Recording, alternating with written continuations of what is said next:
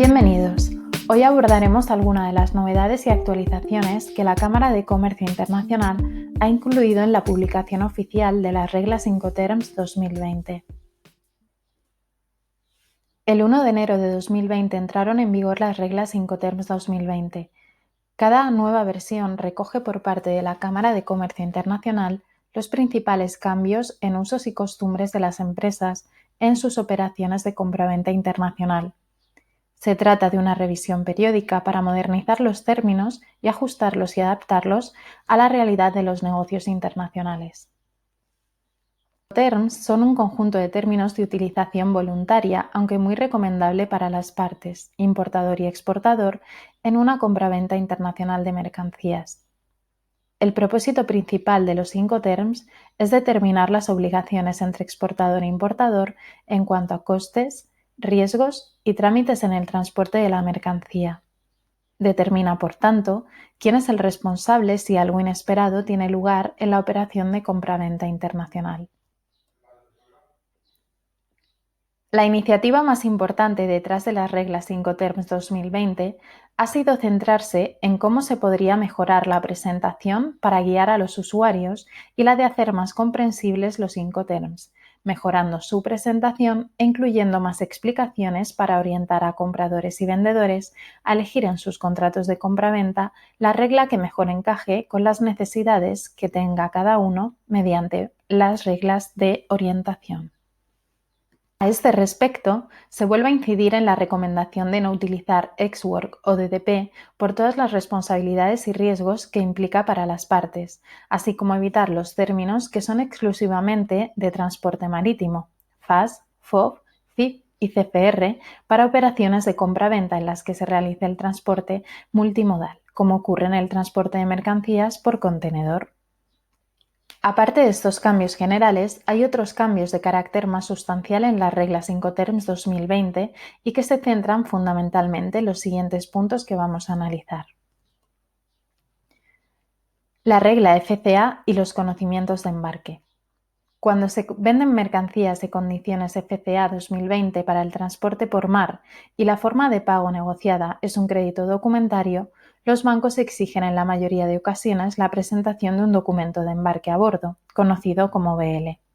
Debemos recordar que en FCA, la entrega de la mercancía del vendedor al comprador se realiza antes de la contratación del transporte principal, generalmente en una terminal, y que éste corre a cargo del comprador. Por ello, el vendedor no tiene seguridad o certeza de poder conseguir el mencionado documento de embarque. Además, es probable que el transportista principal, de acuerdo a su contrato de transporte, tenga estipulada la obligación de emitir un conocimiento de embarque a bordo cuando la mercancía esté realmente a bordo. Para hacer frente a esta situación, los Incoterms 2020 ofrecen la posibilidad de que comprador y vendedor acuerden que el comprador dé instrucciones específicas al porteador para que éste entregue al vendedor un documento de embarque a bordo. Aún así, siempre es recomendable evitar los créditos documentarios con FCA o incluso con algún término como el FOB, y si no hay más remedio, conseguir que el banco emisor sustituya el documento de embarque marítimo por cualquier otro documento, que sin esperar al embarque de la mercancía en origen, certifique que el vendedor ha cumplido con su obligación de entrega frente al comprador. En CIP y CIP 2020 se han introducido modificaciones en cuanto a la cobertura mínima de seguro que hasta ahora era la misma para ambos términos. Cobertura mínima del 110% de acuerdo con la ICC cláusula C. Con la puesta en marcha de los Incoterms 2020, si acordamos el envío en condiciones CIP multimodal, la cobertura deberá ser ICC cláusula A, el denominado todo riesgo marítimo. Mientras que si el envío se realiza en condiciones CIF marítima, se mantiene la obligación de contratar al menos la cobertura ICC cláusula C, que en todo caso es inferior a la clase A. No debemos olvidar que la mayoría de los Incoterms no obligan a ninguna de las partes a formalizar un contrato de seguro de mercancías, lo que supone que en muchas ocasiones las mercancías van a viajar sin asegurar, con lo que esto supone un alto riesgo para las partes.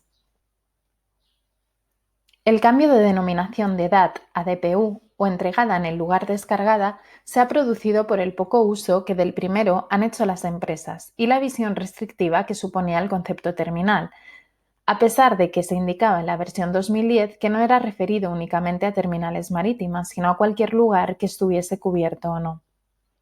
El nuevo Incoterm DPU hace hincapié en que el lugar de destino puede ser cualquier lugar, no solo una terminal.